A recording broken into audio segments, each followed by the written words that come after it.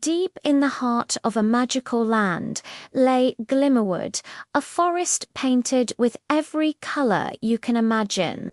The flowers shimmered, the rivers sparkled, and the trees wore leaves of emerald and gold. This was the home of Leo, a curious little fox with a bright red coat and a tiny adventurer's backpack.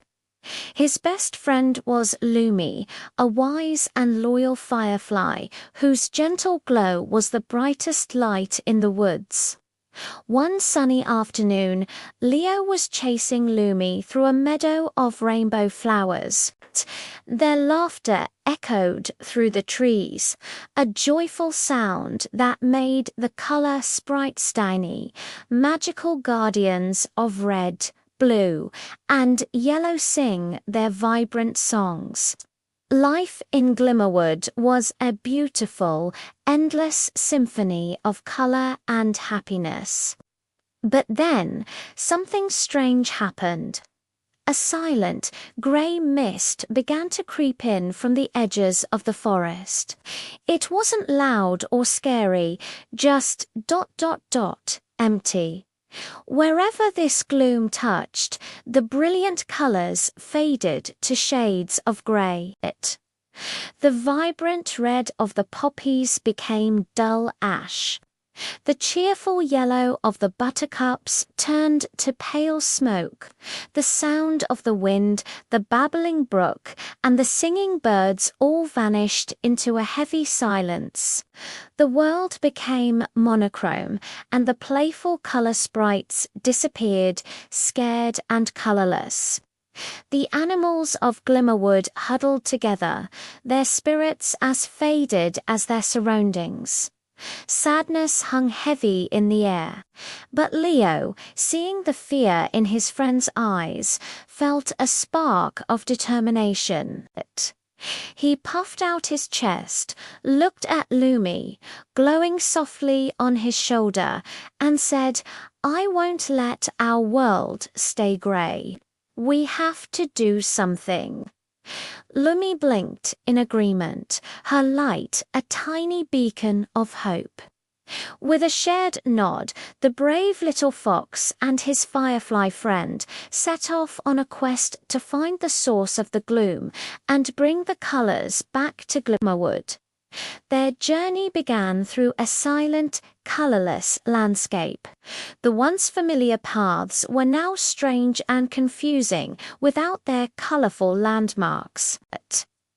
After a while, they came across a bird perched sadly on a gray branch. It was a rainbow bird, but now its feathers were just a mess of muted grays. "Hello," Leo called out softly. The bird looked down, its voice a weak whisper. "The colors, they're all gone."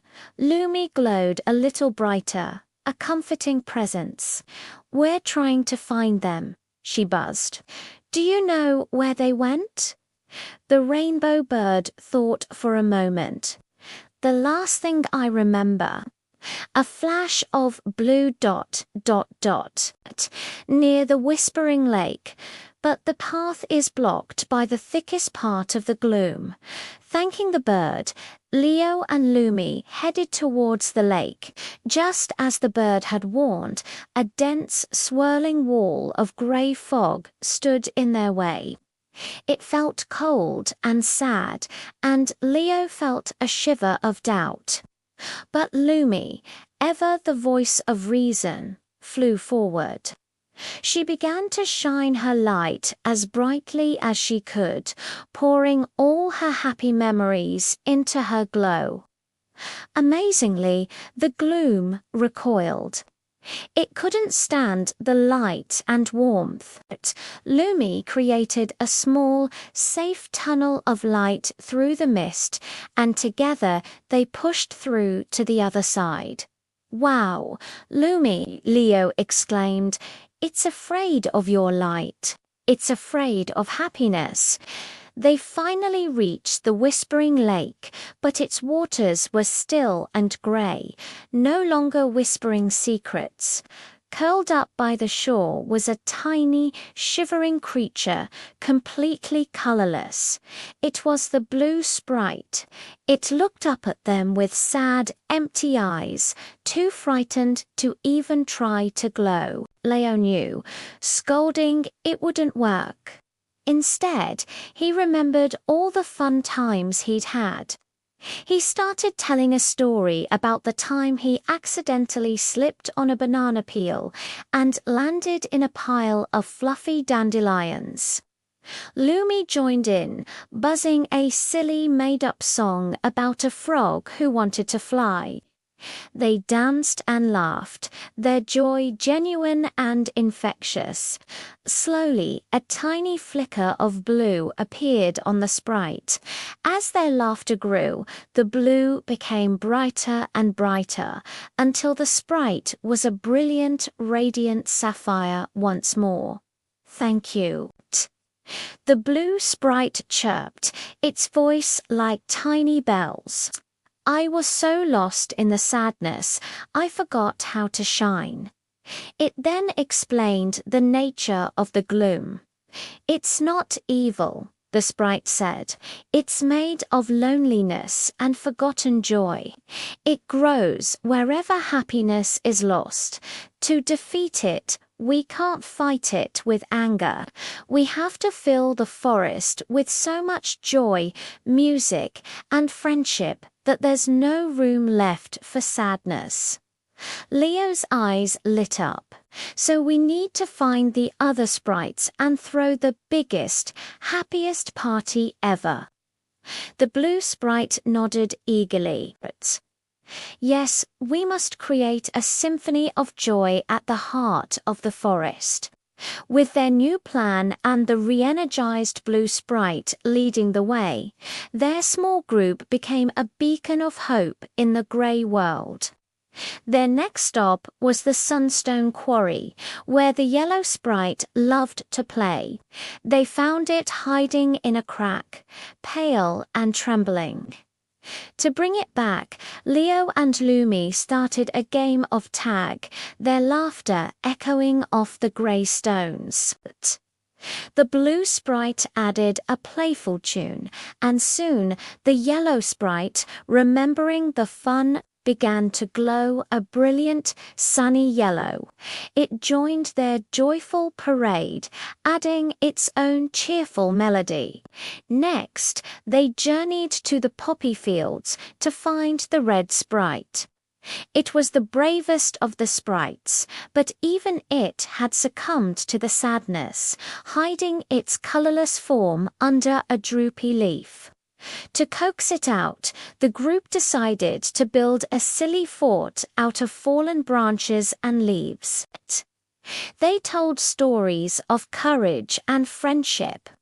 Leo shared how Lummy's light had guided him through the fog, and the sprites hummed a tune about bravery.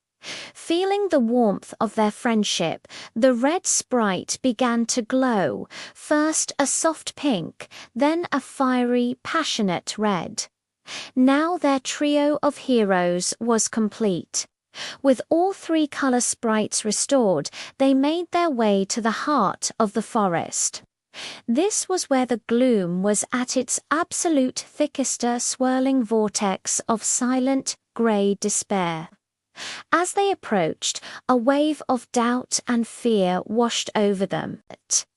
The animals who had followed them began to falter, the sadness of the gloom seeping back into their hearts. Even Leo felt his courage waver, but then he looked at his friends, at Lumi's steady glow and the sprites' determined faces. He knew he couldn't give up, so he did something unexpected. He started to dance. It wasn't a graceful dance. It was a clumsy, funny, wobbly jig. He flapped his arms and kicked his feet, a silly grin on his face. At first, the other animals just stared. But then Lumi started to buzz a rhythmic beat, zipping and looping around Leo's head. The blue sprite added a deep, resonant hum, the yellow sprite a cheerful trill, and the red sprite a passionate, fiery beat. One by one, the other animals joined in. A squirrel started drumming on a log, the bears began to sway, and the rainbow bird let out a single, clear note of a song. The music grew louder, the laughter more heartfelt, the dancing more joyful. The three sprites soared into the air, weaving their red, yellow, and blue lights into a magnificent rainbow. They sang their ancient, colorful song, a melody of pure happiness.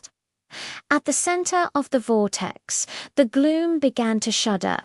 It couldn't withstand this overwhelming wave of joy. The combined power of music, laughter, and friendship created a brilliant explosion of light and color that erupted from the heart of the forest. The gloom shrank and faded away, not defeated in a battle, but simply replaced by something much more powerful. Color flooded back into Glimmerwood, brighter and more vibrant than ever before. The sky turned a brilliant blue, the trees a lush green, and the flowers burst into a riot of 1,000 hues. The sound of birdsong, the rushing river, and the wind in the leaves returned, more beautiful than anyone remembered. Leo, Lumi, and the color sprites were hailed as heroes. They hadn't fought a monster. They had reminded everyone that courage, friendship, and joy are the most powerful magic of all. And from that day on, the memory of the gloom only served to make the colors of Glimmerwood shine even brighter. Thank you so much for joining us on this colorful adventure today. We hope Leo's story brought a little bit of brightness to your day too. If you enjoyed it, please don't forget to like, subscribe, and hit that notification bell so you won't miss our next story. See you next time.